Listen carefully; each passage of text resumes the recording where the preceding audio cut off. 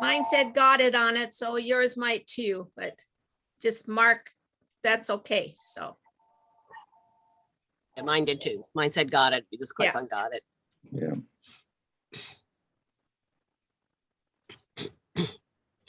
Now we're getting somebody on here that you're not going to be able to see everybody, and you'll notice some arrows on your left and right, and you move your cursor a little bit. So if you wonder where people went, they're still there. So artists, I'm going to go ahead and spotlight you here too. Okay, I think we will go ahead and. Just give me a second. Yep. I gotta go find you. Would you please lock it and pull it shut when you're done? It's down this row. Okay.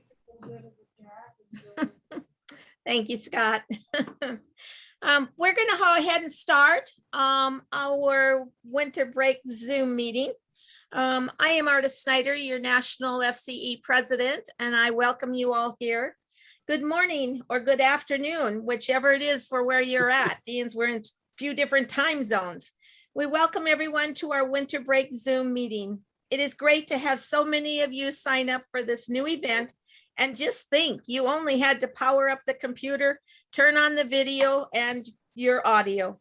Then you were able to join your fellow FCE members and friends. If it is cold, snowy, icy, or windy, those elements are outside.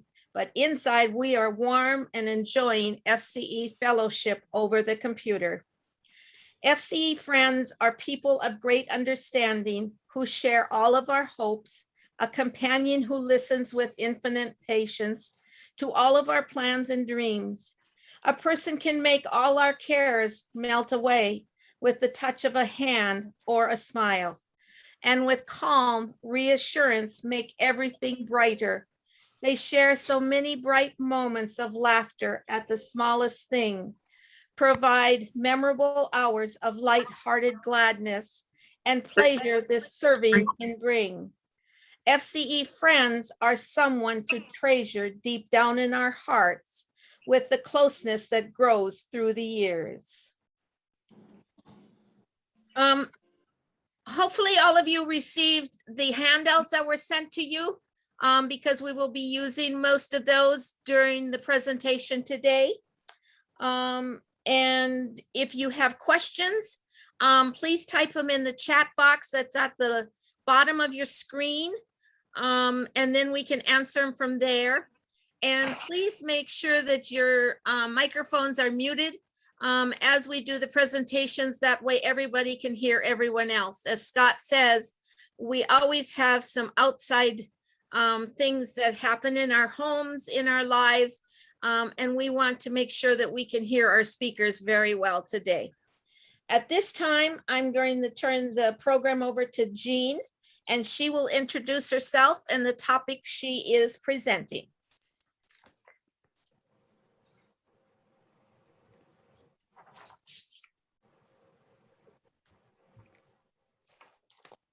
There you are, Jeannie. Hi there. Hi, everybody. I'm Jeannie Purage. I am the NAFCE secretary now. I'm also in my state the Montgomery County president for our county. And today we're going to be talking about mental health, depression, suicide, and social well-being. And that's a really tough, big topic.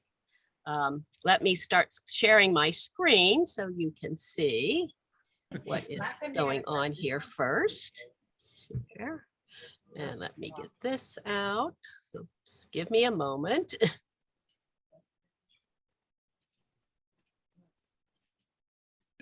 And it's slides. There we go, slideshow. There we go. I'm just this.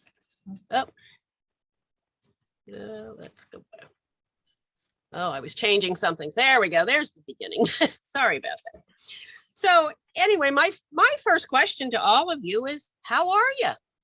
How are you really doing? And I know I can't hear what all of you say, but answer yourself. How are you doing? How do you feel? It's been very difficult these last almost 3 years now, coping with everything that we have gone through.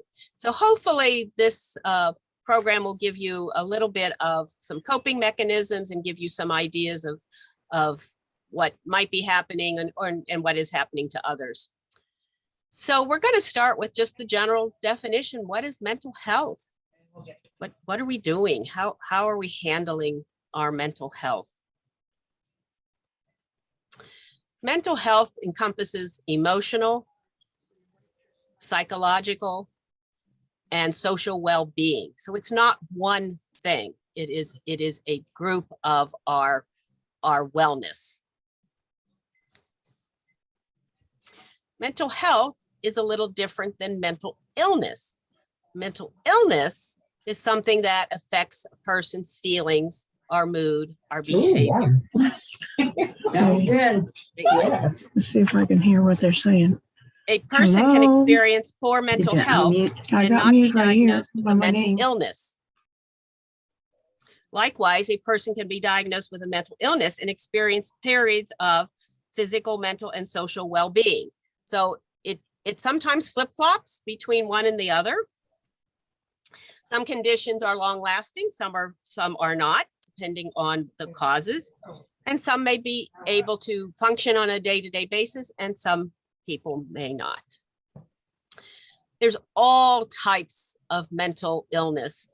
And looking in this picture, you see all these different things in our brains, all these types of things that could happen and sometimes does happen. Like here's one that's fear. We all have experienced fear or stress, but they're all in there all the time. And it's what comes to the surface or what triggers something of one of these things to happen. And that's sort of what we're going to explore today. So if you would go to your first handout, the mental health quiz. And if everybody can get their quiz, and I can't seem to, I don't know what I want to do here. So the first question, and if you have it there in front of you, poor mental health increases the risk for long-lasting physical conditions like heart disease, stroke, and cancer. What do you think those, somebody unmute themselves and tell me what you think the answer is.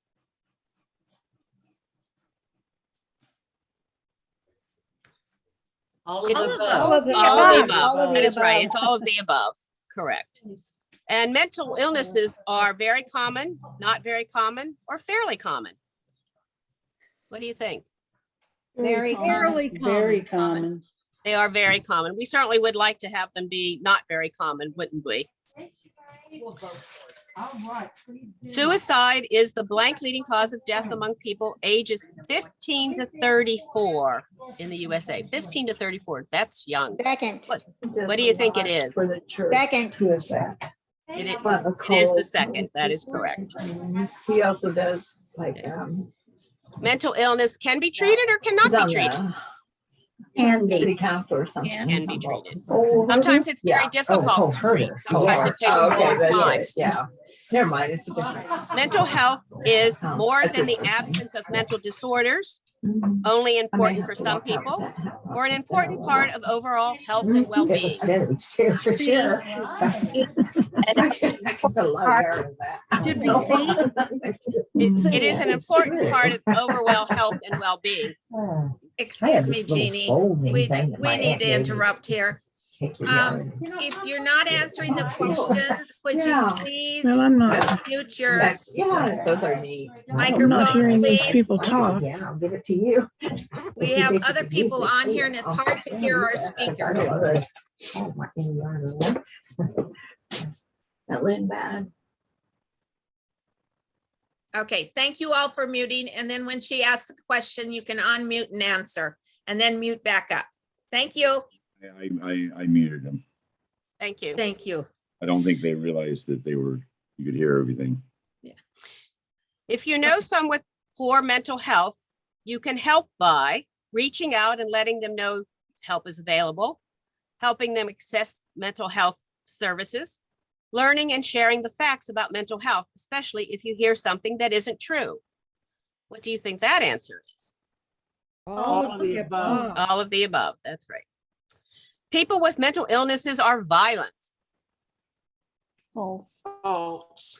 It is generally false. And I know on the news, there has been in all states incidences where people have had a mental health problem and they've called the police and it has turned very, very violent. But in general, mental illness is not a violent illness. They are having an acute episode at that time when they are violent. Half of all mental illnesses occur before, and 3/4 of mental illnesses begin before the age of 24. Any ideas? No. But I'm not hearing them. I'd like to be 14. Well, It they're is- not talking. It is Yeah. 14. It is Okay. 14. It's really sad that it is, but the answer is that half of all mental illnesses occur before the person turns 14. Serious mental illnesses cost America about how much in lost earnings per year? 193.2 billion, 20 million, 400 billion, or 1 billion. That's a hard one, not looking it up and things like that. It is 193.2 billion dollars in lost earnings. That's a lot of money. That's a lot of money for the individual. It's a lot of money of going into the economy itself. Mental illness is caused by personal weakness, lack of willpower, or a number of factors, including biological, stressful, traumatic life events, long-lasting health conditions such as heart disease and cancer. C. C. C, yes, that is correct. It is C. All right. Yeah. All right, let me see if I can get the slides back. I'm not sure where they went. Hold on one second. Okay, I am in the right place. So types of mental illnesses. There are many, many different types of mental illnesses. Anxiety disorders is one. And I think we have all felt anxious. I felt a little anxious starting this talk. I think during the last almost 3 years, we've all been anxious about COVID, about illness, catching it, not catching it, being sick, not sick. We've been anxious in our earlier life in raising our children or in our jobs, with those of us that are working. So we've all had anxious moments. They don't necessarily lead to an anxiety disorder. Attention deficit and hyperactivity disorder is also a type.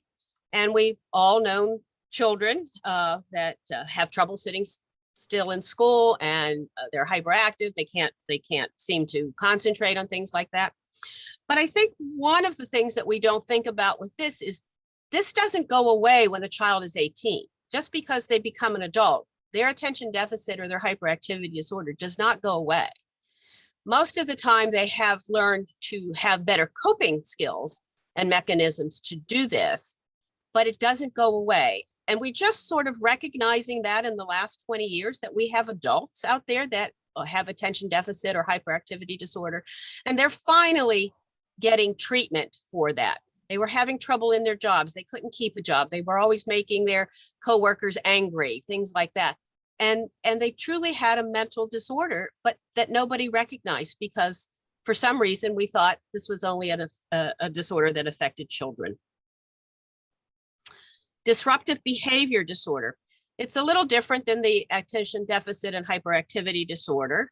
And it involves a pattern of disruptive behavior in children that lasts for more than 6 months and do cause problems in schools and homes and social functions. And they too also can go into adulthood. Depression and other mood disorders. While bad moods are common, and we all get into a bad mood, and we all get depressed over things, generally those are short-lived, and those don't necessitate a mental illness.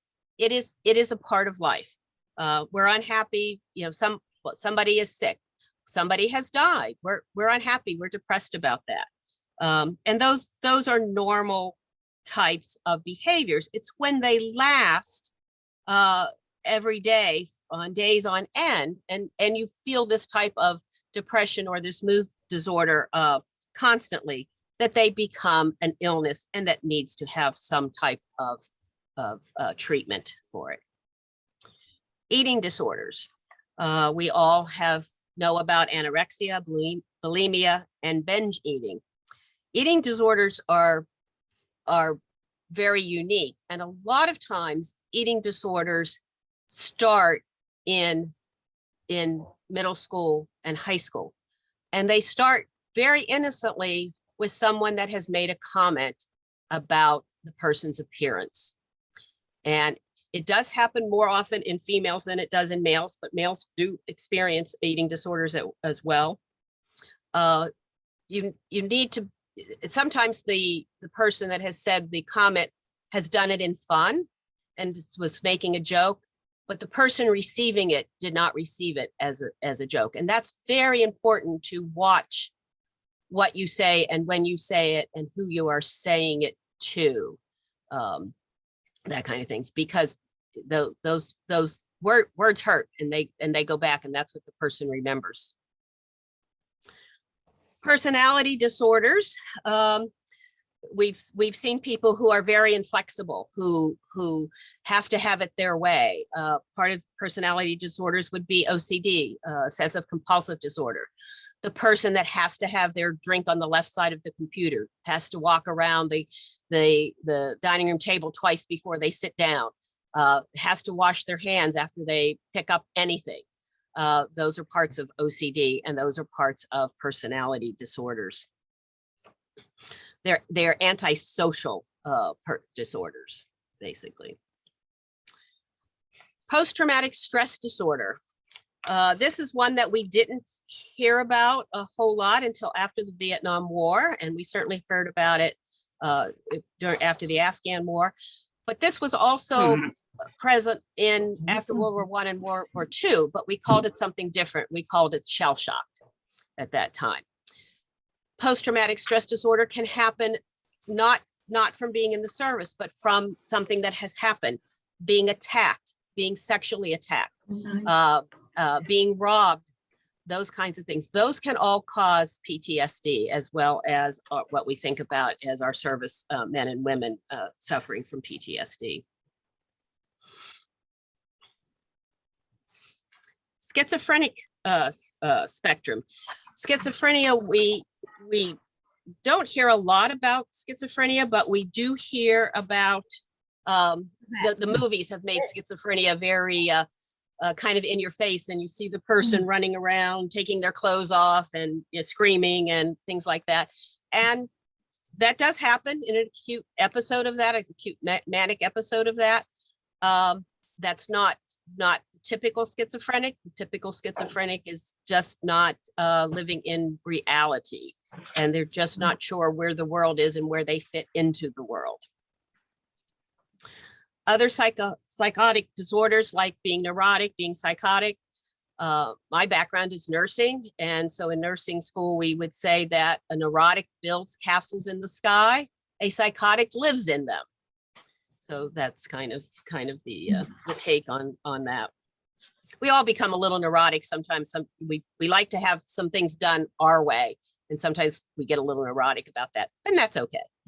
So, substance abuse disorders. This certainly has increased in the last 20 years, partly with the opioid crisis. Of course, we have substances as heroin, LSD, not so much marijuana anymore, but marijuana to a degree.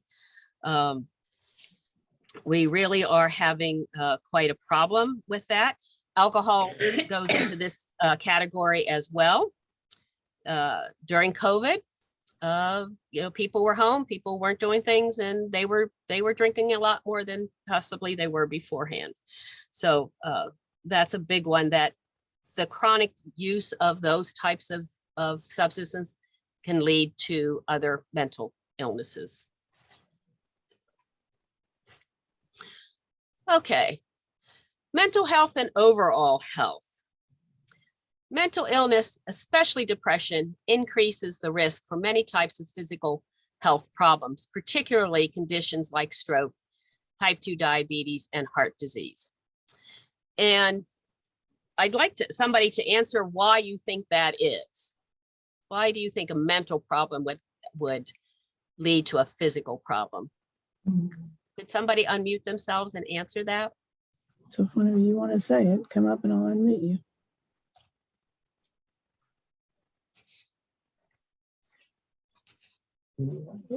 It puts stress on the body.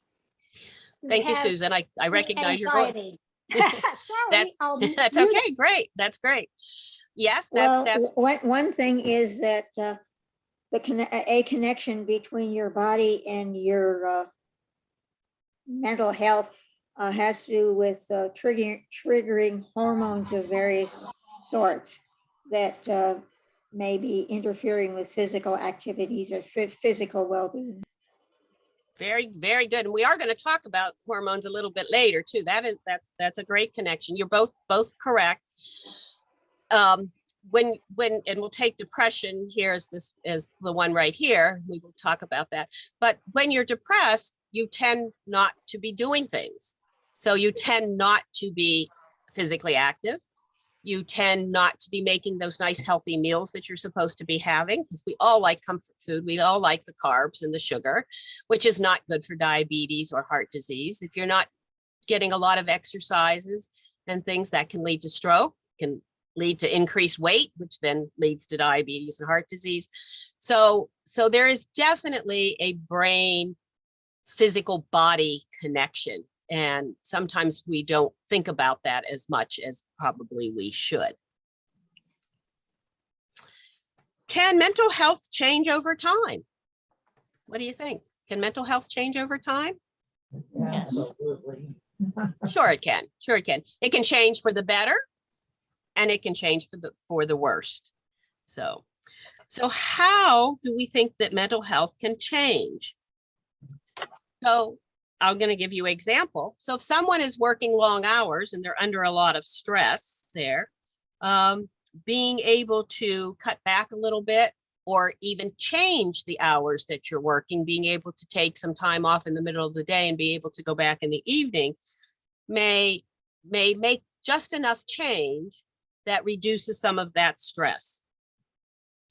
It's basically when the demands of the person exceeds the resources that the person has, that is how the changes can happen. What causes mental illnesses? There's no one single cause for a mental illness. And we've talked about some of those in the previous slides and things like that. But I think it's important to know and to think about the fact that just because you're depressed, you're not going to necessarily have a mental illness, or just because you have a chronic disease, you're not going to have a mental illness. It is a number of factors that work together against us, basically, to cause a mental illness. Then here's some that I've listed: early adverse life experience, such as trauma or a history of abuse. And that's part of where I brought up the eating disorders. And somebody just made a comment about a young person's physical appearance, and that stuck with them the whole time. If you've had a trauma, if you've been sexual trauma, if you've been robbed, if your house has been robbed, you've had abuse, those early life experiences, those things play a big mental part on your psyche. Experiences related to ongoing chronic medical conditions such as cancer or diabetes. We know having any chronic medical condition is not only hard on the body physically, but hard on the body mentally. If you have cancer and you're going through chemotherapy, the side effects of the chemotherapy are very, very hard on the body, which makes you depressed, which makes you tired, which makes you not be able to go and do things and like that, which then breeds the cycle of not moving and having a mental illness. I'm not saying that every cancer patient has a mental illness. I'm just relaying this as that kind of thing. A chronic illness like multiple sclerosis, lupus, those types of things that you have to deal with all the time. You have to take medication for all the time. You get tired. You get tired mentally of thinking about that and doing that. Then then you can go into depression, then you can go into a more severe mental type issues. Biological factors such as genes or chemicals imbalances in the brain. We are doing a lot with genes and gene therapy now. We are looking at the genes that cause diseases, cancer especially, but we also are looking at genes for cystic fibrosis. We look at genes for multiple sclerosis, those types of things. We're finding that when we know what gene is affected, that sometimes we can build a little bridge and give a little supplement back in the form of some type of drug that will correct that gene. We're finding more therapies that we call gene therapies that either will boost the immune system or will repair the immune system. So we're doing a lot of factors with genes. And I think almost every cancer patient these days gets a genetic test once they have a cancer diagnosis. And I think you've all heard of like BRCA1 and BRCA2. That's very common with breast cancer. Chemical imbalances in the brain has a lot to do with the schizophrenias and things like that. And with the first drugs that came out tried to mask those things. And now we embrace them and figure out what chemical is not there that should be. One of the great chemicals in our brain is called dopamine. And dopamine is what I call the happy chemical. And when you do certain activities, more dopamine is released in your brain, and the better your mood is. And we'll talk about that a little bit later with another issue that comes up. Use of alcohol or recreational drugs, we touched on that briefly in the slide before. Having few friends and having a feeling of loneliness and isolation. This one is really, really important. And I think we really saw that during COVID. When the first few months of COVID that everybody was isolated, you didn't see your kids, you didn't see your friends, you didn't even see your neighbor. I know when COVID first started and we were isolated, I did not see my son and daughter-in-law and grandchildren till Mother's Day. And they came and they stood in the yard and I stood in the doorway. And I'm sure many of you did that same kind of thing when you first saw your family after COVID got started there. That feeling of loneliness and isolation really plays havoc with your brain, with your mental illness, and with your physical illness. Just not being with people, with not being active, starts a whole cascade of other issues. Again, if you're not physically active, you get depressed. When you're depressed, you don't want to be physically active. It's a cycle. You have to really sometimes force yourself to go out and do something so that you can eliminate some of these issues. It was really good during COVID that we had Zoom and we had FaceTime, and we had a lot of people who could use their computers or their iPads or their phones and do connect with some people that way. So this is one of the big factors that only more recently, I would say probably in the last 10 years, that we've started to really understand how important friends and feeling of loneliness and isolation is to both our mental and our physical health. Pandemics, well, we've talked about the pandemic, so we know what happens there. Natural disasters.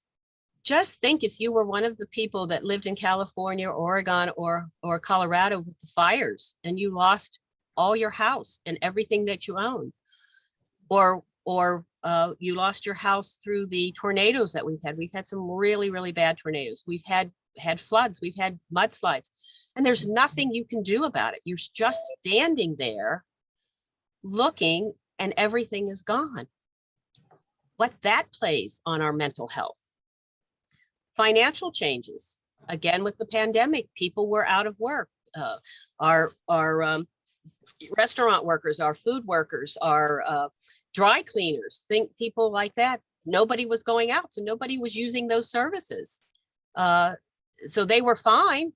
Maybe physically they didn't get COVID, but they had no income. Look at the food pantries and food lines that have increased since the pandemic because of that. So all these things play a great take a great toll on our mental and our physical health. How common is mental illness?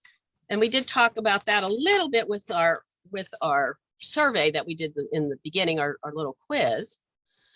But more than 50% will be diagnosed with a mental illness at some point in their lifetime. More than 50%. So if we were in a classroom and I was giving this lecture, I would tell you, look to your right, look to your left at that person, and realize that one of those two people is going to be diagnosed with a mental illness sometime in their life. That's pretty astonishing. 1 in 5 Americans will experience a mental illness in a given year. So now we're in that classroom and you have 5 in your row. One of you will have a mental illness this year. Wow. Again, I find that an astounding statistic. 1 in 5 children, either currently or at some point during their life, have seriously debilitating mental illness. A serious debilitating mental illness for a child. Again, just unbelievable statistics. And I actually have some more. Just yesterday, I received a newsletter. I get a newsletter from an autism society. And in that newsletter, it's talking about the statistics from 2020 and 2021. Emergency room visits for mental health emergencies among children ages 5 to 11. So this is 5 to 11, increased by 24%. 24%. Emergency room visits increased for children 12 to 17. So that's the little older ones, increased by 31%. The other one that is really startling, and I don't know, they separated out girls and didn't give one for boys, and I don't know why, but suspected suicide attempts by girls ages 12 to 17 increased by more than 50%. More than 50% in that age group, 12 to 17. And I can tell you, my daughter-in-law is a counselor in a middle school here in Montgomery County, Maryland. And she tells me some horrific stories, but one of the stories is there is not a week goes by that somebody in the school has not tried or successfully committed suicide. This is a middle school. So we're talking about the 11 to like 13-year-olds. That's astounding. These kids have really, really suffered during our pandemic. 1 in 25 Americans live with a serious mental illness, such as schizophrenia, bipolar disorder, or major depression. Big statistics. All right, now we're going to look at something fun a little bit, giving you some ways to cope. So get out your word scramble. Did everybody get their word scramble? I hope you like the pictures on the word scramble. I wanted you to think something fun, something lighter. And did you all do your word scramble? Yeah, I did mine last night. Yeah. All right. Well, the first one. Word, I can't tell. So the first one under the monkey there. Does anybody want to unmute themselves and say? Breathe. Breathe. That's right. Oh. Just taking a deep breath sometimes just gives your body and your brain a break. You know, especially if you've been sitting at the computer or just sitting in the chair doing nothing, just get up and take a breath. What's the second one? Color. Color, right. Remember how popular the adult coloring books were a few years ago? And I bet a lot of you still have those in your house. Did you do some during this time? You can do it anytime you feel stress. Get out your book and color. Dance. Oh, I'm sorry, I gave the last one. The next one is dance. I'm so excited to have dance since we're moving around and we're doing things. Dance is one of those things that increases the dopamine in your brain and the endorphins in your brain. And when you get the dopamine and the endorphins increased in your brain, you feel better. The next one. Feelings. Draw. Okay. Goes kind of along with color. I had a friend recently on Facebook that I went to high school with, and she just drew a beautiful picture of a horse. And she goes, I haven't drawn in years. And it was just gorgeous. And she was so happy about it. So even if you're not a great draw something, doodle. That would be fantastic. What's the next one? Feelings. Tell somebody about your feelings. It doesn't matter who. Talk to somebody. Talk to yourself. Sometimes just saying them out loud will help. And what's the next one? Help. Get help. No matter what the situation is, get help. There's lots of help out there. It could be a friend. It could be a doctor. It could be a psychologist. It could be a clergy. Get help. The next one. Hugs. Hugs. We talked about that a little bit. Hugs are really, really important. Physical touch is really important. They're learning that more and more with hospitalized patients, that the physical touch makes a huge difference in the patient's recovery. The next one. Silent. Listen. Listen. Oh, really? So somebody might need to listen to what you might need to be the person that has the ear, but that's important too. The next one. Play. So play goes along with dance and move, and play can be, you don't have to be out doing soccer and basketball and whatever, but you can go bowling, you can take a walk, you can play a card game, do something that's different, do something that your mind is thinking differently about. The next one. Read, yes. And I think a lot of us do that. And I think a lot of people read over the last 3 years when they weren't out to be doing other things. And that's really good. My suggestion would be I know we all have our favorite genres to read, but try reading something different. Just gives your brain something else to think about, gives you something else to think about. The last one in that column. Rest. Which I never get enough of. Rest is very important. You can't heal physically or mentally without rest. And unfortunately, when you have a mental illness, especially things like depression and things like that, you can't rest. You can't sleep. And again, we go back to this vicious cycle, and we have to do something to break that cycle. Excuse me. What's the next one? Thing. How many of you are shower singers? Even if you're not, you can sing. Even if you can't carry a tune, you can sing. Put on a record, or if you have an iPhone, you can download iTunes. You can download any album you would ever want. Play those oldies. Sing to whomever you like, whether it be Patsy Cline, the Beatles, Elton John, or whoever. Just let it go. Next to the last one. Smile. Smile. So I have to tell you a story about Smile. Again, here in Montgomery County, we have a blanket making project, and during COVID, we couldn't meet in person. So people were making their blankets at home and dropping them off.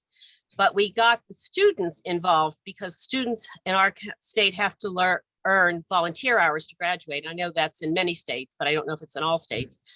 So normally the students go out to places like nursing homes and places like that and volunteer. And because they couldn't go out, they weren't earning their hours. So we worked with the school system to allow them to make blankets and scarves and hats at home and get learning service hours for that.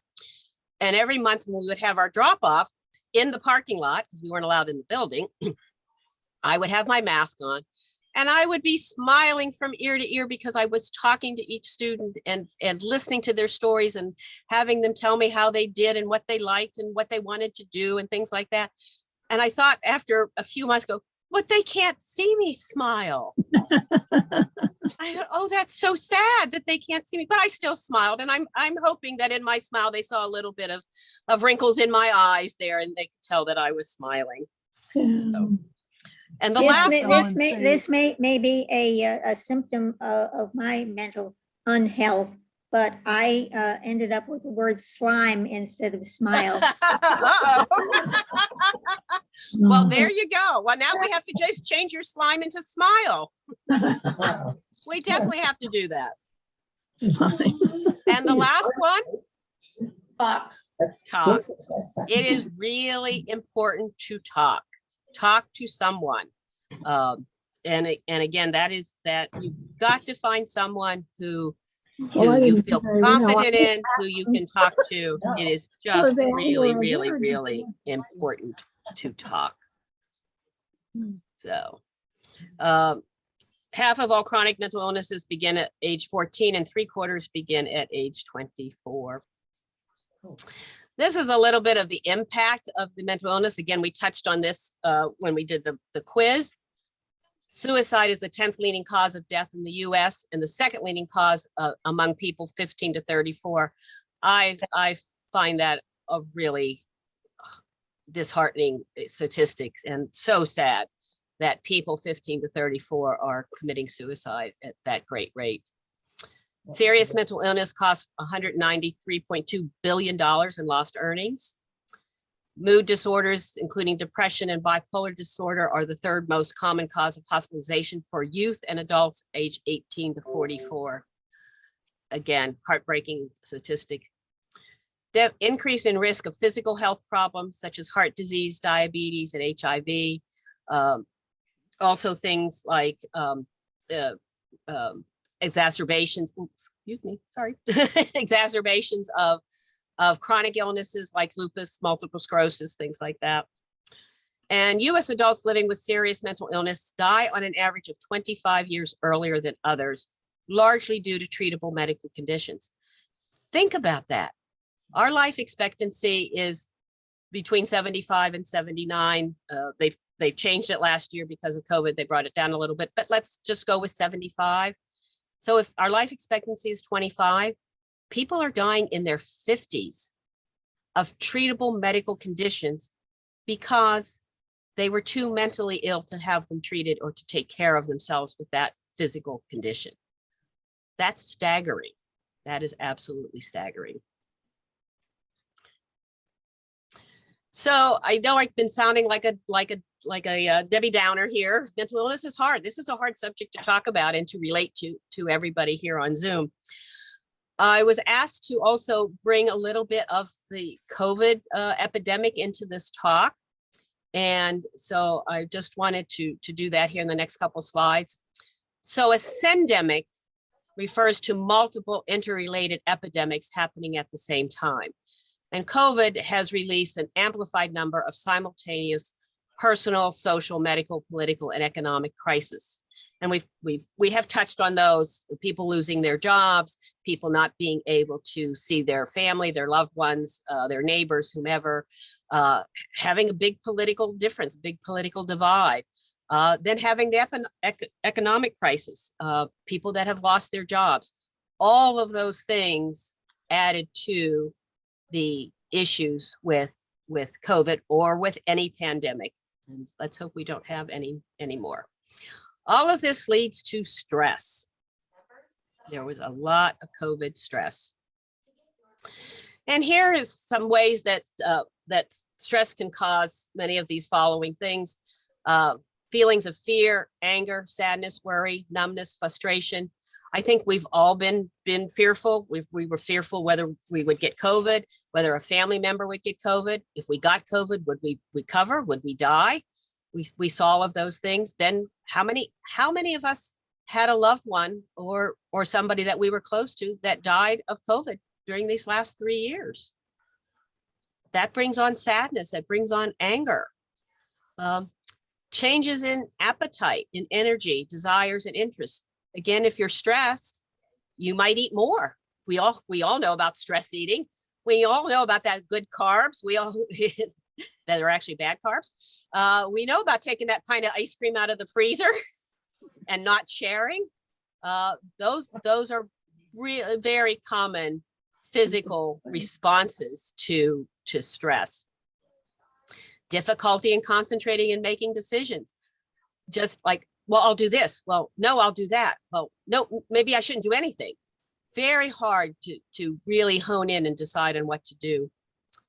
Difficulty sleeping or nightmares.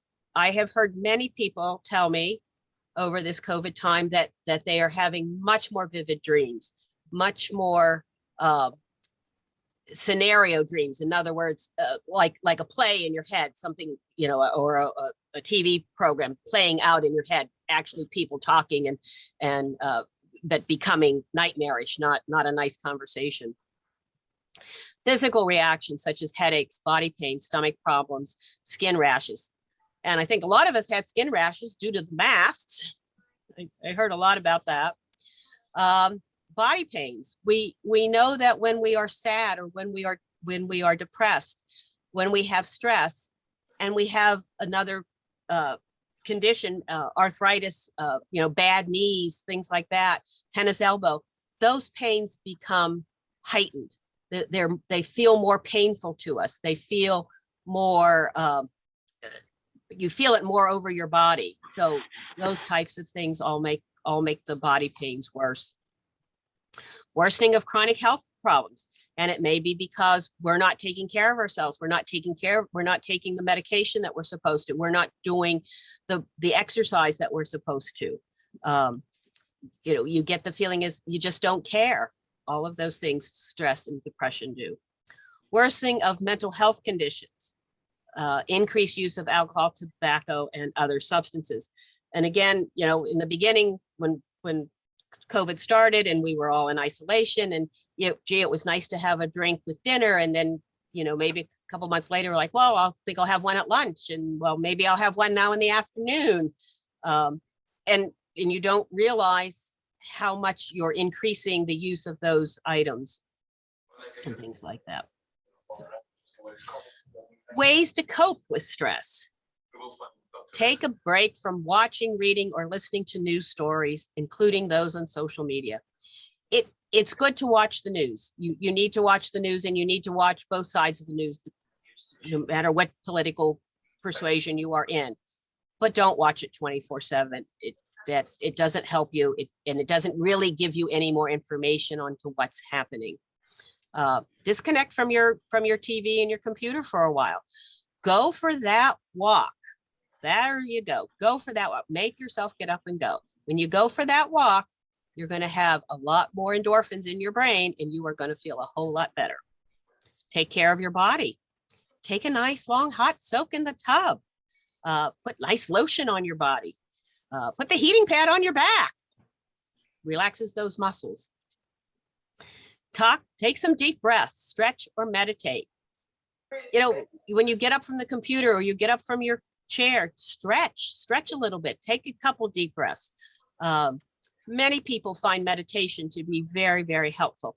And even if you don't meditate in the true sense of meditation, just think about something else, think about something pleasant, and get your mind off of what's going on. Try to eat those healthy meals, increase those greens and those fruits. I know it's hard. We all want those carbs. Exercise regularly.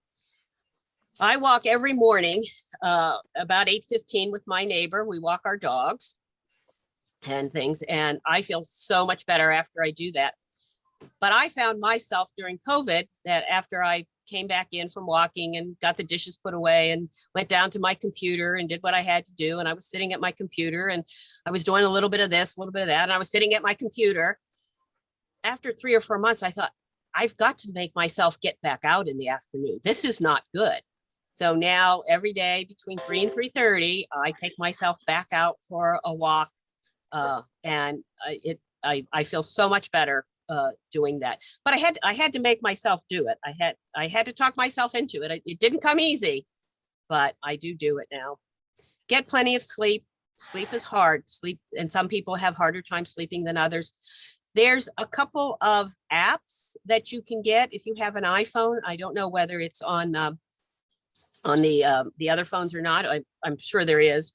There's a couple sleep apps, and what they do is they play a sound or music or whatever, and they slowly decrease the sound. And if you really concentrate on that and till it goes down to barely audible, most of the time you will be asleep.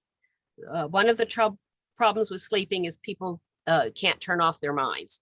But if you concentrate on something else, and that's sort of what these sleep apps do, it really helps your mind to relax and then to be able to fall asleep. So other ways to avoid to cope with stress is obviously to avoid the alcohol, tobacco, and substance abuse. And it's really the abuse of those kinds of things. And please continue with your preventive care measures, such as your vaccination and your cancer screenings. We had many shows on TV or people talking on TV where they had not, during COVID, women had not gotten their mammograms. And the cases of breast cancer went up during that time because they were late diagnosed in that kind of thing. And I was guilty of the same thing. I did not go the first year when I was supposed to go because, gee, I didn't really want to be in a community radiology center, and I really didn't want to be around all these other health professionals that were being around people that were really sick. But then I finally decided I would go and do it, and I called my doctor and got my slip and went, and everything was fine. It was, it was mental. It was up here. So please continue to do that. Get yourself vaccinated with the vaccine or with any pandemic vaccine that's going to happen. And we don't know what's going to happen. We have to realize that here in the United States, we have quite a few of our people, 60–70% of everybody in the United States is vaccinated. But that is not the case around the world. The third world countries are still very, very lax in vaccinations. They're down at 10–20%. And as long as the virus is out there, and as long as it can replicate, which it can very easily in unvaccinated people, it will mutate. As long as a virus replicates, it mutates. That's the nature of the virus. So the way to prevent that is to prevent it from replicating. And the only way to do that right now is with the vaccine. So we may get another variant. We've had Delta, we've had Omicron, BA2 is out there now. They don't know if that's going to be a bad variant or not. So they are still working on looking at vaccines, looking at other variants that are coming along. We may well have another shot. They're looking at doing a combined COVID and flu vaccine for the fall. We don't know what the future will bring. We will just have to play that by ear. Take time to unwind, to try to do some other activities that you enjoy. Connect with other people. Talk with people you trust about your concerns and how you are feeling. Connect with your community or your faith-based organization. It's just really important to still be in touch, whatever way you can do it, whether it's in person, face-to-face, whether it's Zoom, whether it's FaceTime, whether it's out on your porch. It's really, really important to connect with other people. And this is the last grouping here. The stress, coping with stress and mental issues can lead to thoughts of suicide. Suicide rates have gone up. I told you about the students, how many suicides that they are going through right now. Fortunately, most of them have not been successful, which is really good, but that's there. What can you do if you have these thoughts? Don't ignore them. That's the first thing. Know that you are not alone. If you are having an acute episode, call 911. Reach out to family, friends, health workers, spiritual providers, counselor, to anyone. Call anybody. Get some help. This is the suicide prevention hotline. This is an 800 number. It works all over the United States.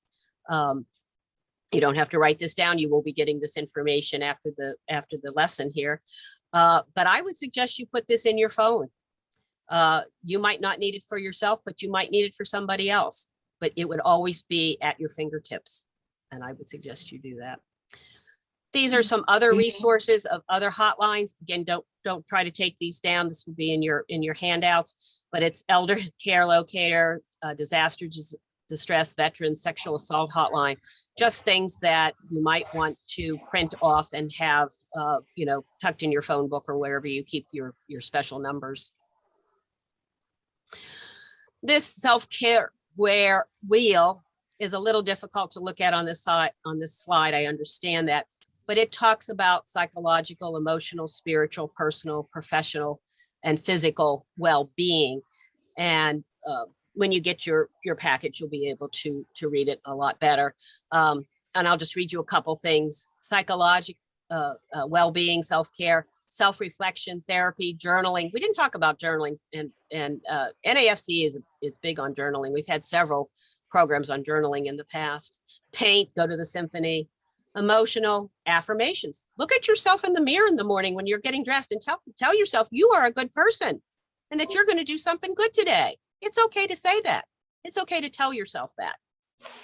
Spiritual, self-reflection, go into nature. There you go with your walk again. So not only is the walk good for you physically and mentally, but it's also good for you spiritually. Personal, learn about who you are, figure out what you want, get coffee with a friend. Professional, what do you want to be in life? What do you want to do in your second life or your third life? I know some of us are still working, many of us are not, but we all have had a professional life. And we all do professional things. When we're doing our volunteer work and we're conducting meetings, we're doing it in a professional manner. So, and physical, safe housing, regular medical care, eat healthy, exercise. Oh, that word, maybe you don't like exercise, but think about walking. That's always a great exercise. Okay. And now I have bored you to death, and I've given you so much in your head, and your mental health is not good at the moment because all these things are floating around.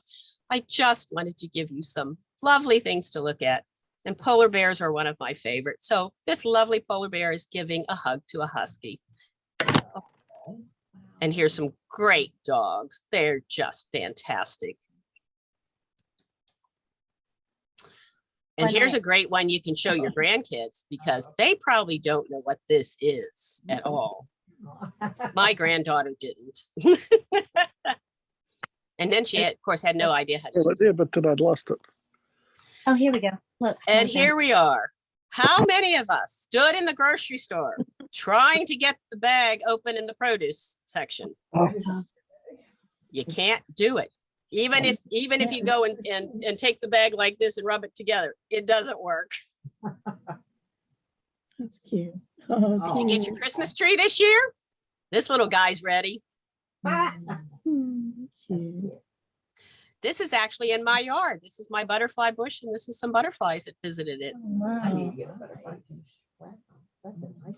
And this is Coronado Island in San Diego. And my husband and I are in this gondola. We were taking a gondola ride at sunset. Wow. And I just thought I thought he was, or she was just absolutely beautiful. My thoughts. There's your exercise. Go to nature. Take a ride. Take a walk. Doesn't that look like fun?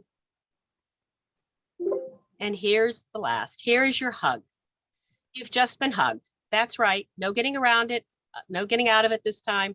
This is the start of a full-scale hug-a-war. So hug everyone you know. Hug your friends. Hug your enemies. Hug everyone. And just be safe. Thank you so much for listening. And I'll go up to the chat and see if there's any questions there that we can answer.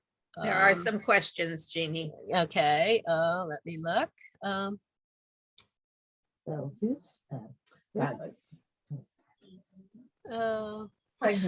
Would smoking be a substance abuse disorder? They did lump it as that in the information that I looked at with it, which is why I put it where it was. And I think the reason they call it that is because smoking, the nicotine is addictive. So it is an addictive property. So yes, I think that is why it's called a substance abuse disorder. Is overuse of alcohol or other drugs a symptom or a cause of mental illness or both? It is probably both. Again, I talked about that vicious cycle, being stressed, being depressed, not being able to sleep, being stressed, being depressed. And alcohol and drugs are the same thing. So you start with a little alcohol, as I said, one at dinner, and then, well, one at dinner is good. Why not one at lunch? Oh, why not one in the afternoon? And then pretty soon you're depressed and you can't go out to work or go for that walk or do whatever.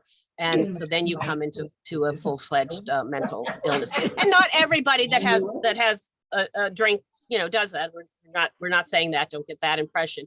But you can see how easily things can lead. One thing can lead to something else. We know the devastating effects of bullying on its victims, particularly when we learn of young persons committing suicide. But has the act of bullying itself ever been looked at as a mental health issue or for the bullier? Oh, that's a very good question. I have never seen anything that talked about bullying as being a mental health issue. However, it could very easily kind of fit into that personality disorder that I talked about in the beginning, but I have not seen it placed there myself. Has anyone else had their 4th vaccine? I don't know. I think they are recommending it for those who are immunocompromised, but it's not out there, a lot of it. Johnny Cash described it as, first I took the pills, then the pills took me. Very, very true. That's a very true statement. Thank you for a very interesting, informative talk. Particularly, it helps prevent even one suicide. Well, thank you very much. I appreciate it. I know this is a difficult subject to talk about, and it's difficult to talk on it on Zoom because we don't have the interaction that we would have if we were in the classroom together. So I do appreciate that.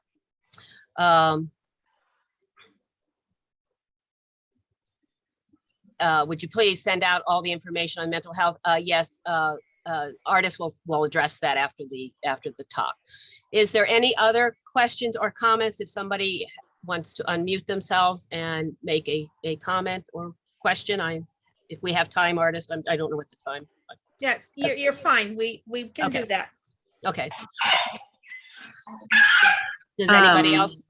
I have a question. Will we be able to print off all of these pages that you showed up on our screen for us to have that? Yeah. To have hands-on that paperwork? Did you want to address that, artist, or you want me to address that? Yes. After this winter break meeting is over, next week, all the attendees will be receiving the lesson plus the PowerPoint that she used, because we do have that so that we can send it out. It will be sent to your emails. So be watching for it. If you don't receive it within a couple of weeks, let our headquarters know, and then we will get it to you, because sometimes things go to spam, as I have noticed from some people also that I always get emails from, and they'll say, why didn't I get it? Well, then I have to go check my junk mail and those things, and I do find it. So just be watching for it, but you will be getting it so that you can share it with others also. Thank you so much. You're welcome. I want to thank Jeannie very much. Did someone else have a question for her? Go ahead. Yeah. This is Giselle. I don't know if you can see me or not, but there's something in the paperwork that I don't understand what it is. What is a hearth fire? No. Let me answer that. Giselle Yes. is new to our group. She just joined a couple months ago. It is a lesson that the National FCE produces every year, and I gave you a couple of those in your red binder that I gave you at the meeting last time. So you and I will talk about that after the meeting, okay? Okay. Okay, but you do have a couple. I gave you a couple examples. Oh, okay. Okay, Okay. thank you. All right. Thank you. Bye. Thank you, Jeannie, very much. I know you said this was a hard lesson for you to give, but it really was interesting with Jean? all of the different examples that you had and things like that for us. And I love the quizzes. I didn't have them all right, but I did try. That's not Well, that's good. Yeah. I did see the question come in about the FCL certificate, and yes, you will be receiving the Artists, attendees national that prison.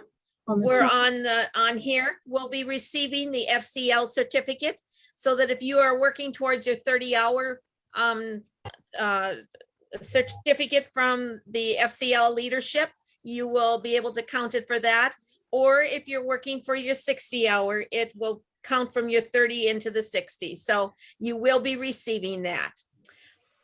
If there are no other questions for Jeannie, we will take a couple of minute break, just a very short break while we get the other two sessions online. And so that you can go get another cup of coffee or whatever you want to do. So, but just be back in, Scott, can we set the timer for like 2 minutes? Yes, there is.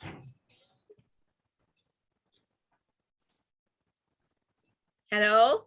I have to unmute myself. Oh, I'm sorry, Scott. The only thing I can do is set my clock, my Okay, clock. How much that's you fine. want. 2 minutes. Artist, I Yes, hate yes. to interrupt, but I want to say this real quick. Yes, Paula Moore has asked, she said, these Zoom meetings are stressful to those of us who have bad internet connections. Would you please send out all the info on the mental health? So she will need a copy of it. okay. Yeah, and she's registered? Yes. Okay, because everybody that's on the list that registered were from headquarters will be getting it, because I know people have been going in and out, so. Okay, perfect. Yeah, not a problem. I just really wish that everybody would mute themselves. It is really rude and it's really awful for people chattering and not realizing they're not muted. Yes, it is a problem, but we're working through it. And I know that all of you will be helping with that also. Sometimes when people go out, come back in, or if they're using the same computer monitor and things like that, it does cause a problem. So we just always have to make sure that we check the left-hand corner of your screen where it says, has your little microphone down there, to check and see if it has a red line through it or not. And so if it has a red line, then you are muted. So that'll work. So, okay, have your 2-minute break. Okay, can I Very address quickly. something there? Artists. Yes, what? Hey, some people don't realize, or they don't know how to mute it, so we need to be understanding with them. I as an administrator can mute them, but I have to find them first. So, I mean, we just need to be patient, or Yep. else we'll get our stress level up. Artists, Right. I've had my hand raised. And Jeannie and I have an anxiety level, so. So Yeah. Jeannie's is probably done now. Connie has a question. Yeah, Connie has a question. Yes, Connie. My advocate, Dana Brown, is on the call also, but she needs to see a client right quick. So she has excused herself to deal with the client. And I just wanted to let you know that she stepped away right quick, but she will be back. Okay, that's fine. Thank you. Any other questions before we take a little break? You want 2 minutes? 2 minutes. Okay.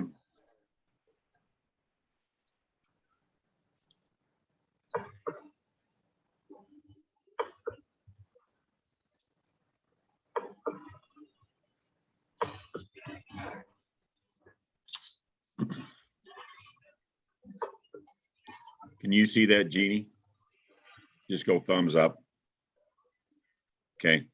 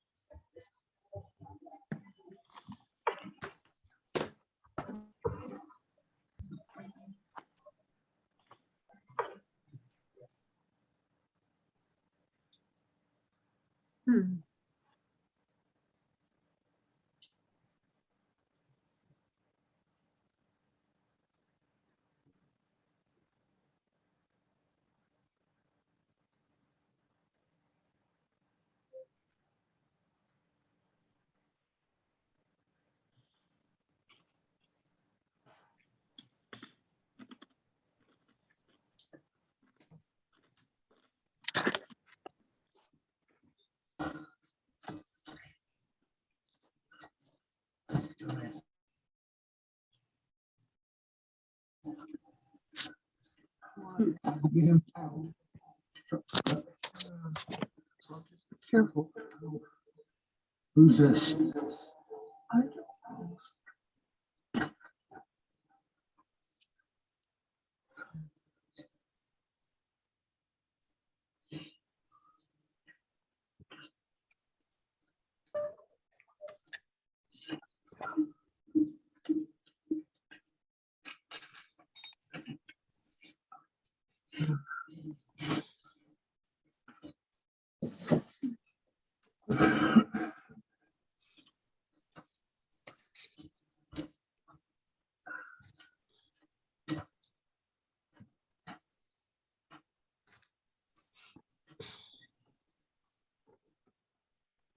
Hey, my timer went off.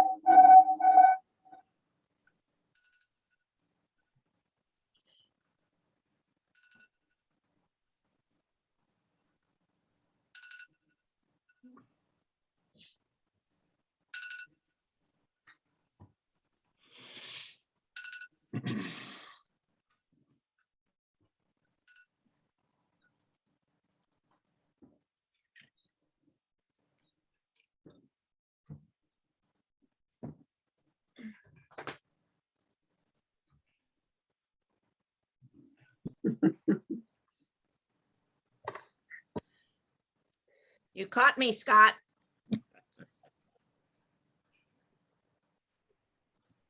Well, you say 2 minutes, but it always ends up being 5 or. I know. Is our 2 minutes up? Because we will have to start. About 2 minutes ago. Okay. All right. Thank you. Connie, are you on and ready? I am. I'm on and I'm as ready as I'm going to get. Okay. Okay. Well, as you're coming back, if you took a break, our next section is going to be presented by Connie Larrington. And I'm going to let her introduce herself and tell you what our subject is about. Okay, are we ready? My stress level is just about as high as it can get today because my computer has shut me off about 4 or 5 times already during this meeting. So anyhow, we're going to be talking about the Family Choice Media April 5th Pledge Campaign.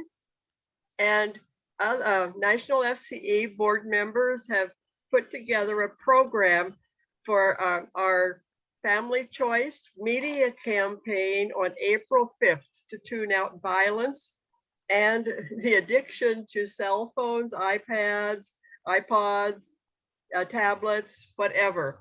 As my husband says, he thinks some people are going to be having crippling effects in their hands from holding their phones. So it's going to be a new medical problem. But anyhow, Scott, do you want to can you put up the first sheet? Yeah, I'll get it up there. Okay. Just give me a second. Okay. If some of you remember that we used to do an April 5th tune out violence on television. This is kind of what we're working on to take off from that right now. This campaign encourages individuals to make a conscious effort to avoid watching or listening to violent television, music, video games, or radio program on April 5th of this year. So this is a program that we're going to need to get organized, get started on right away in order to meet our April 5th date. This is, as Jean had said in her earlier lesson, that this is be a day that we have an opportunity to maybe read a book, go for a walk, do things other than watching some of the stuff that's on a television or that we can find on our computers or our phones. For one day, this campaign will encourage each person to read a book, go fishing, play table games or do outdoor games, do something with your family, visit a nursing home or a friend, cook or clean. Oh, that's not fun. Or sort through some old pictures. There's lots of other things that we can do that we will thoroughly enjoy. We also want to encourage all of our friends and neighbors and everyone in our communities to do the same thing. This helps parents and children to become more aware of the required rating systems on our televisions or on movies or the different programs that we watch. It will help support and promote the federal communications regulations, including the V-chip requirements. And some of these are very important. There is a bill before the Nebraska legislature that talks about marking what people or what can be shown on like library information. Someone had said they had gone to the library and was able to pull up some very questionable material in the library. And so there's a bill before the legislature. What will happen, I don't know.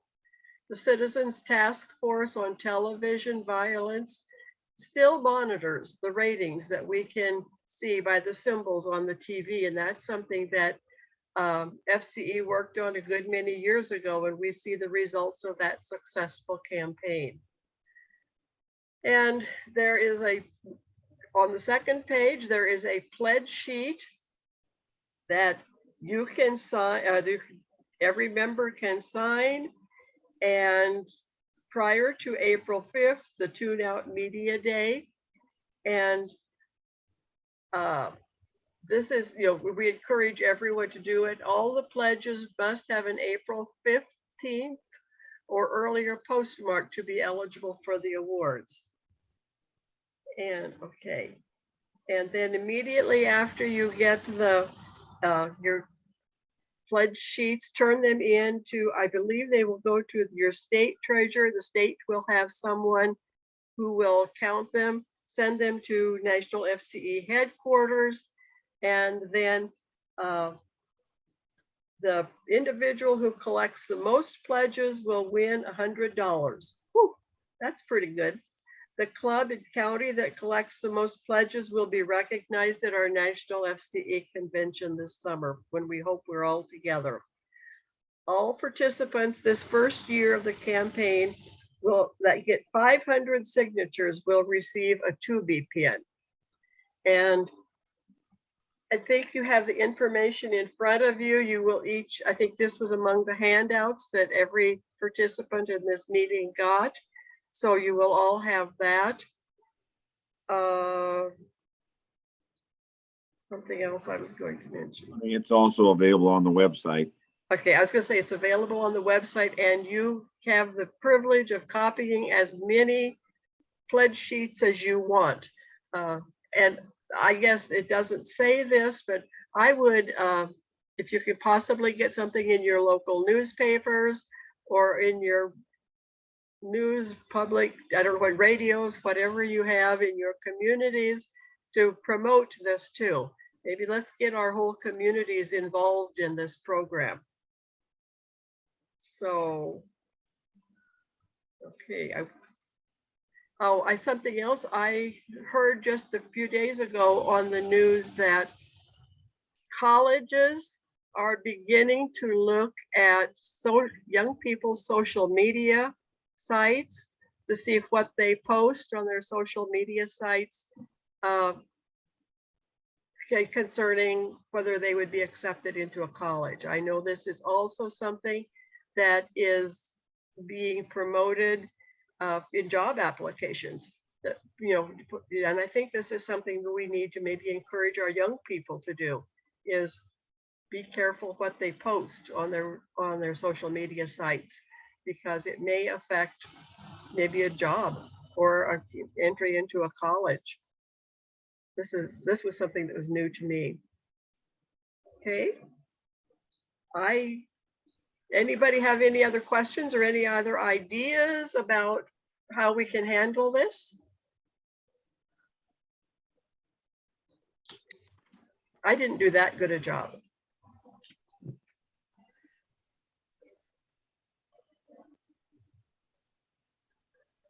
Okay, Artis. Hey, thank you, Connie, very much. I You're very- appreciate it. This is a great program for us. I remember when we used to do the other one, the Tune Out Violence. There was a lady just down the highway from me. She used to collect the most signatures, and you know what? She didn't even have a TV in her house. But she went out and she, for our state, she collected the most signatures on her pledge sheets. And it was always fun to see that, because, no TV in this day and age, that's kind of hard to be without. But she's, to this day, she still does not have one.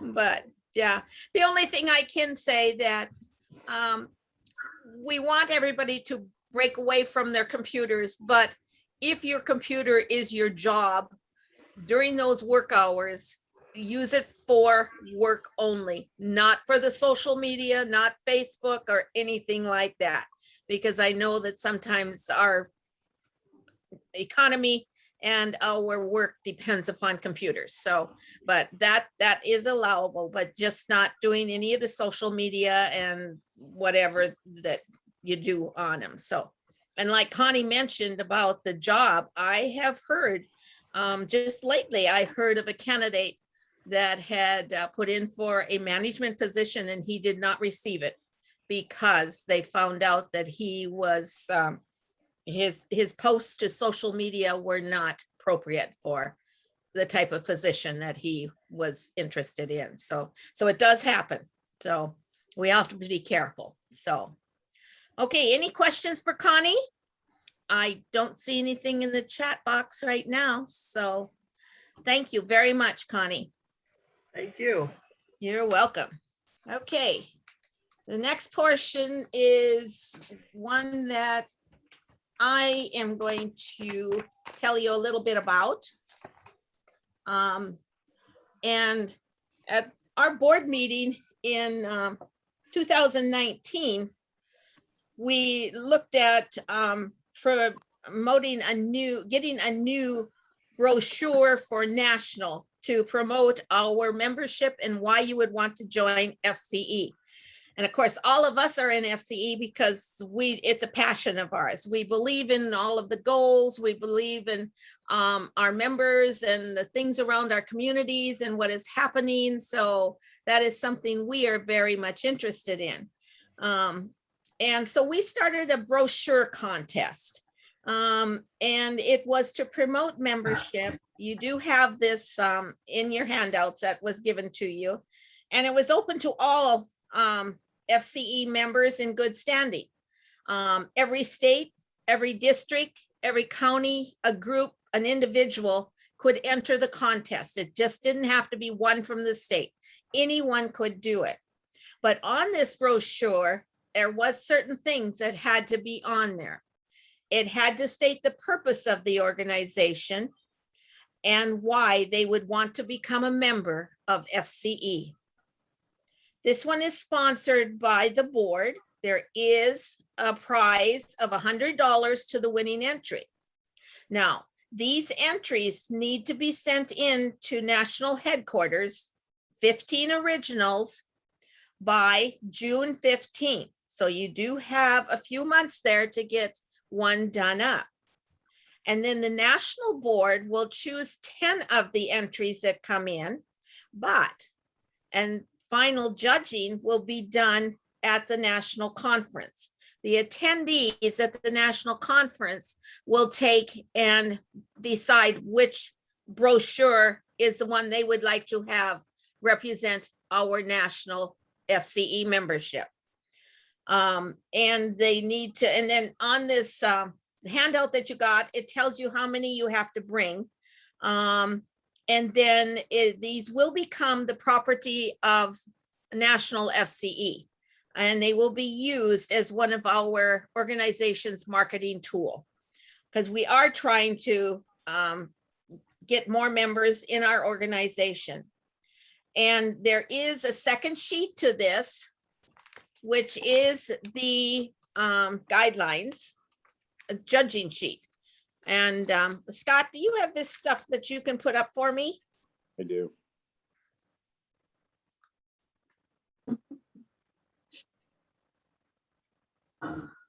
Thank you. There you go. The brochure has to be an 8.5 by 11. And then it has to be, then you tri-fold it when you get it done, and it has to open to the left.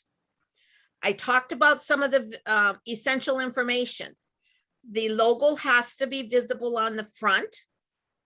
The national contact information, which is our headquarters, the address, our website, and phone numbers and things like that, has to be on the back of the brochure. So when you fold it to the left and the inside is folded in, the last page on the back has to show the national information. And there also can be a space that the states can use and add their information, or a local club if they're giving it out to, like, maybe they're putting them in the welcome wagon gift basket that's given out to new members, or maybe it's going to the food pantry. You know, we have those people that go to the food pantry and maybe they're in need of belonging to something to help them with their daily life. And so that could be someplace also. And then there is points given for each of these sections. And the brochure has to be easy to read, creative, colors complement each other, a clear message that we are inviting you to become a part of us. And then, of course, they talked about how it has to fold. Information has to be equally balanced. When you look at it, you want to be able to say, this is attractive. I want you to come and join us. No spelling errors, no grammar errors. I have those a lot, but make sure you use spell check. There's 100 points that are possible. And like I said, the winner of this, which will be decided by the conference attendees, will be receiving the $100. And the $100 is coming from the board. It is not being taken out of our general account. So, and if you have, and I know that we received some. After we announced this, we did put it out so that everybody could design one. Scott, do you want to put yours up? Yeah, I'll have to. Okay, you work on that while I talk a little more. But we put it out in 2019, and we did receive a few for the 2020 deadline, but we didn't have conference that year due to the COVID. And we didn't offer it. We didn't market it very much in 2021 because we were doing a Zoom meeting. It's a little hard for attendees to judge then, but as of right now, we're planning for an in-person conference in 2022. And Scott has a one that he has done up. So just so you can see a sample of what it's supposed to look like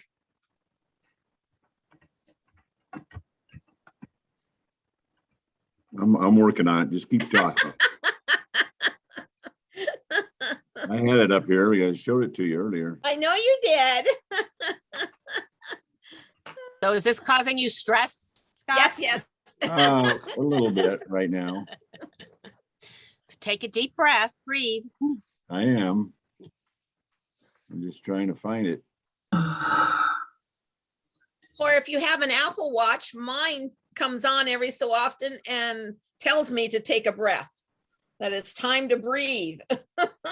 We have ours from McMinn County. Can you see that? No. Wait a second. Yeah, it's up Look there. for Cindy Mishtal. Well, I've got my name from UMW, but Okay. hosting conference. Okay. Yeah. While he's looking for his, I don't know if you can see this. Yeah. Also. Yep. No, it's the right way. There he comes. There it is. All right. What I need. Okay. So you can see he's got benefits of joining. What does FCE do? And on the front of it is the National Association. And then down on the bottom, if you were to take this and fold it in thirds with the opening to the left, you will see that the last page has the contact information for the National. So, and then this is on his inside, and he tells you about the different districts, the things, and then he has a comment about here, how do I sign up to join FCE? So these are things we are looking for in the brochure. And we know that there are many smart and creative members in our organization. So we look forward to having lots of entries to work with this year. And I know it's a lot of fun seeing how everybody works on being creative and making a brochure. There are lots of them out there, and I know there are programs on our computers that will even help us do it. So we all should be able to do it. Mine, I just, I cut and pasted from different areas that I picked out on the website and things like that. But I'm going to try and make one. I'll have to see if I can do that, but, and you can see, this is how it has to open. This is when you're looking at it, it has to be opening on your left-hand side. So if I put it like this and I open like this, it opens to the left. And the back part on the bottom down there is where the national information has to go for how to reach us at headquarters. Okay, anybody have any questions? Artist, this is Dolores Walden from Kansas. Are you taking the brochures that were turned in 2019? Are you looking at those, or are you starting all over? No, I still have those. So we will be looking at those also. If the current board members, we've changed board members in some positions, I will make copies of those and get them to them. The one important thing to remember, that when they were turned in, that that it was a membership only. It could not qualify for the brochure, the open brochure contest. These had to be only strictly membership brochures, and the judging sheet has to come with them when you send them in, because otherwise we don't know who they were that was sending them in. And then we have to critique them from there. So just remember that it has to be a membership brochure only for the contest, because there is membership under the open brochure contest also, and these are two separate ones. So you can use them for each of them if you want to, but they have to be sent in with the separate judging sheets, because there are different judging sheets for the membership one and for the open brochure contest. Thank you. Okay, any other questions?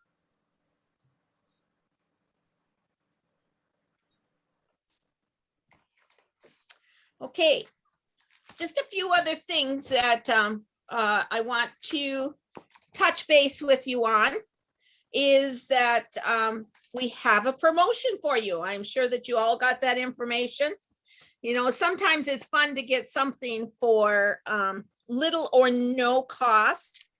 And we thought maybe, we know that some of our hearth fires are probably don't have all of the up-to-date information, but you know, our hearth fires are a guide for you to use as a quick lesson somewhere, or expand on it if you wanted to use it at your district or county or state.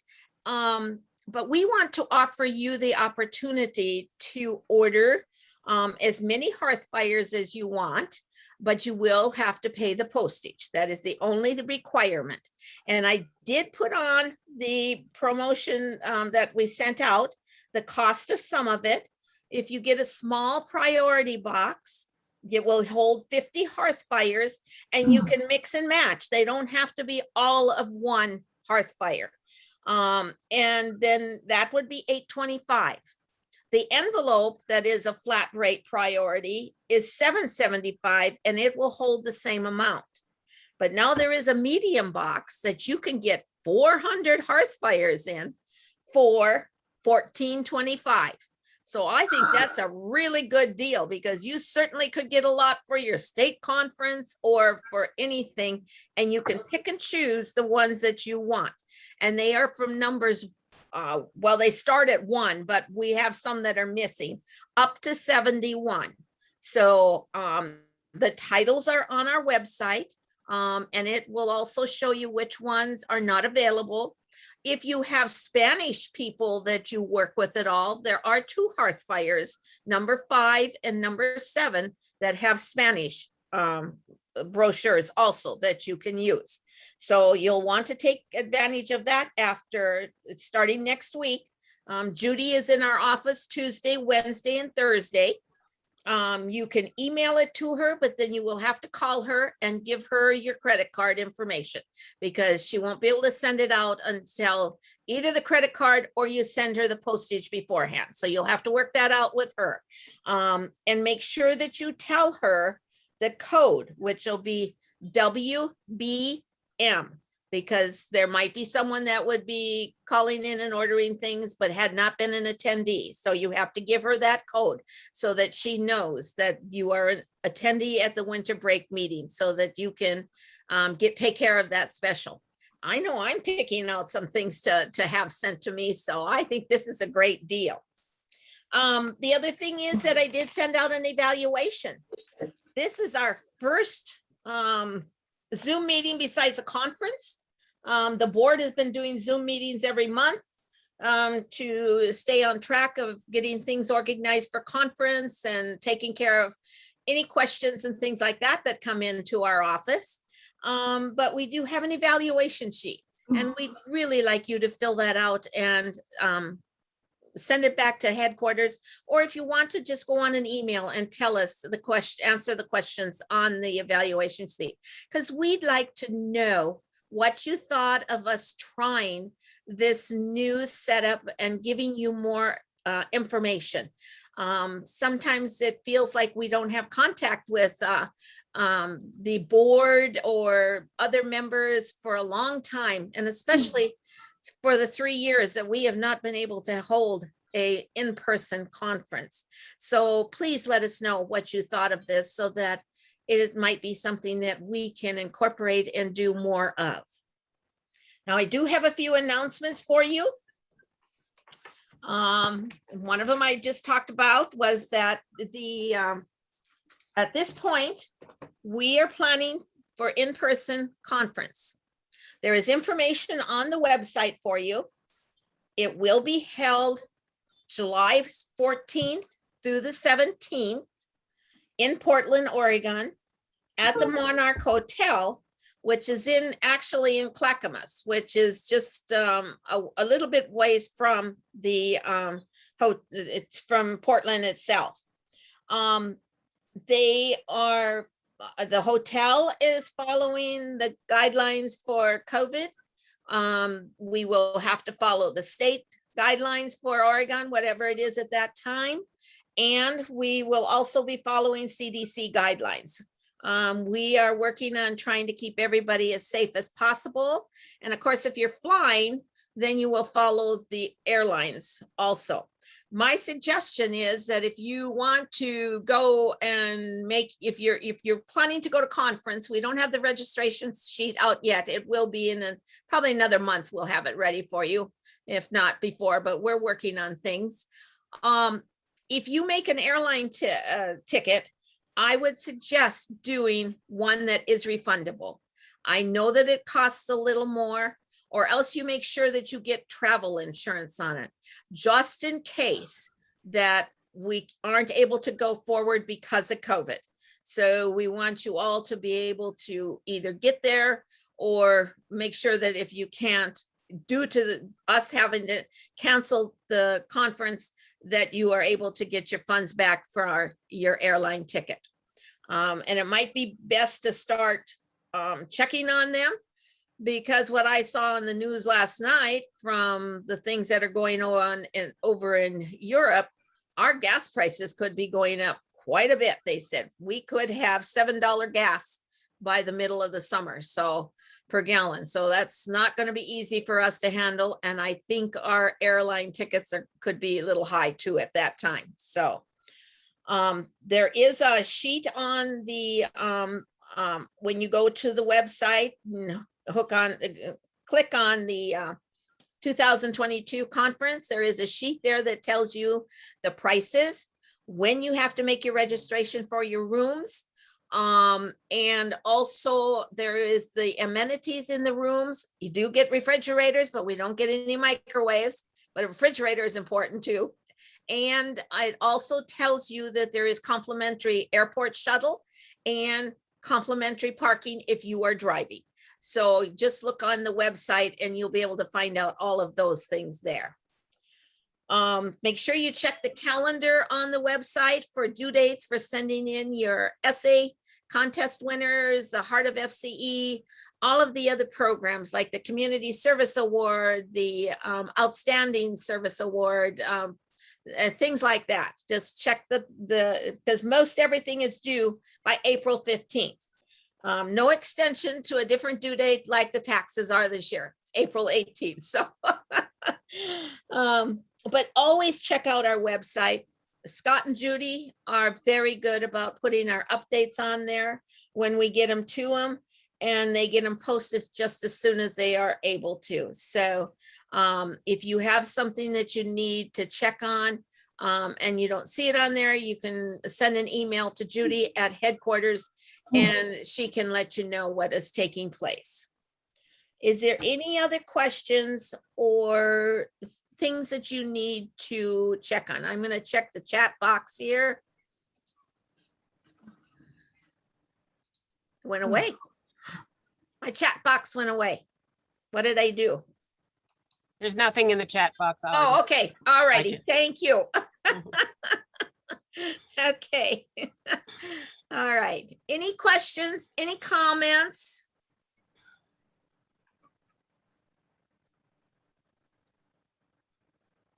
Everybody's being quiet. Miss Artist, this is Wanda. I want to thank you for doing this, and Jeannie, and did an outstanding job on the mental illness program. I think that it would be great if members could see you do this maybe more often. It gets you to people that can't get to conference. So just thank you to everybody on the board and to you for doing this today. I do appreciate it. Thank you, Wanda. Any other comments? Thank you, Wanda. This is Emily from Tennessee, and yes, I agree. The two that have joined me are brand new, so I believe it's their first conference. No, you came to the last one. So yes, going to get more people involved. And we'll know what NACSE is. That's why we need this marketing brochure, everybody. And welcome to the new members. That is wonderful. I'm glad that we have some people that have just joined us, joined our organization. Any other comments or questions? This is Nancy Kernick. I'm the state of Kansas president, and you did a good job. We appreciate the information, and we'll get the names of all the people with us in the meeting to get the FCL training certificates back to you because I have 3 others besides me in my room. So thank you very much, artists, and everybody else. Thank you, Nancy. And yes, please get those to Judy at headquarters, and so that she can take care of sending out the things for them, because they did attend even though they weren't a registered member, okay? That is true. Thank you very much. Thank This you. is Jackie Malley from Hawaii. Excuse me. I want to thank you very much, artists, for this. And it's great that you're promoting a membership brochure, but quite frankly, a meeting like this is worth 100 brochures. So please keep up the good work. Thank you very much. Thank you. And I will convey that to the board when we have our next Zoom meeting, because they are the ones that help put all of this together, even though there was just a few of us presenting. Without them, it could not be done. Artists, I just want to remind everybody, if they come on the 7 o'clock session, that it is a different link. Scott, I didn't hear you. I'm sorry, you were kind of muffled. Oh, I said if they come on the 7 o'clock session, it is a different link. Yes, if you were planning to attend both sessions, they're both going to be the same, but like Jeannie said, we never say the same thing. So it would, if you would like to come on, it's free. So just go ahead and do it, okay? No, I just said that it's a different link. Yeah, that's what I mean. They have to, their link showed both a 1 o'clock and a 7 o'clock that was sent out, so. Correct.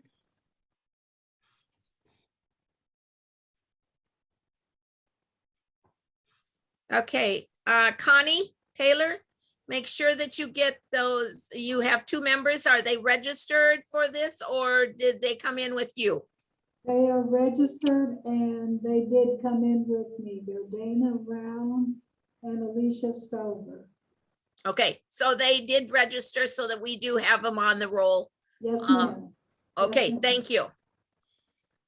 And Kathy Mack, she asks if we could have quarterly informational Zoom meetings like this. Well, that is something we've been talking about, is doing more. So we will have to see what we can get arranged. Anybody else? Can I plug in the Oregon FCE? Oh, yes, Scott, definitely.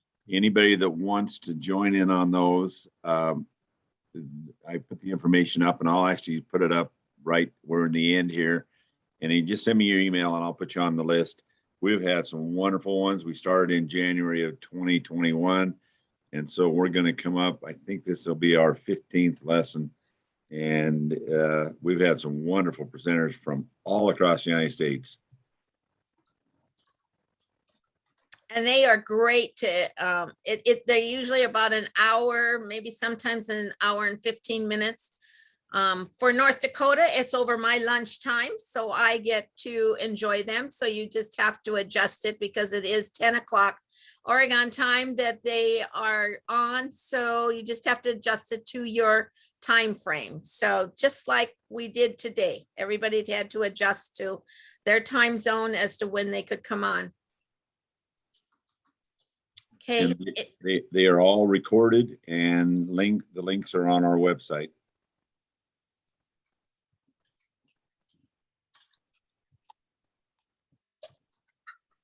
Anybody have any other questions?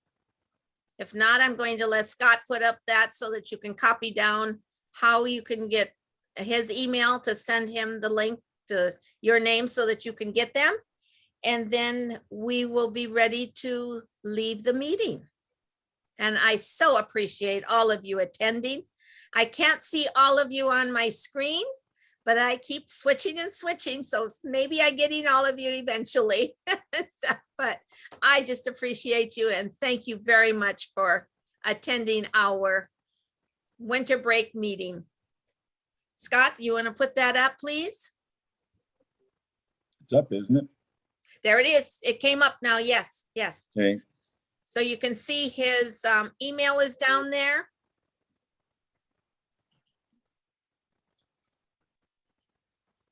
Scott, your telephone number is obliterated by some sort of a little sign. I don't know what it's gone now. You can see it now, can't you, Jackie? Yes, we see your phone number now. Okay. If my wife answers, hang up.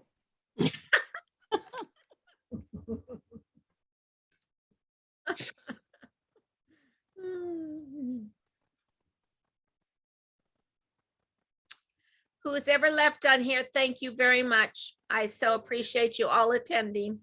Some Thank of you, you I know Aldous. are attending this 7 o'clock session, and so I will see you then. As Thank we you. say, we'll see you all on the Zoom. Thank you. You're welcome. Thank you. Thank you. Bye-bye. Goodbye. Thank you. Bye-bye. Goodbye. Have a good day, artists. I will. Thank you. Did it warm up there at all, artists? No, it's cold here yet. The sun is shining, but it's just 9 above is all right Oh. now, but wind chills are down to 14, so Oh, below. yeah, I know. Well, better than the 30 below you had. Oh, yes, I know. Yeah, and that was just 2 days ago. We had Yeah. 41 below in the morning, so. Yeah. Okay, I won't tell you we're supposed to be 80 degrees by next week, next Wednesday or Thursday. Oh, Susie, you can, I don't want that yet. All the snow that we have, we're predicting flooding right now, and 80 would be horrible. Goodbye from Tennessee. Bye, Tennessee. Bye. And it's nice and cool here today, but not hot. It's not too hot. Not too hot. I heard No. California is gonna be like in the hundreds again. They're just can't get it cool enough. Yeah. So, thank you for attending. Thank you. Bye-bye.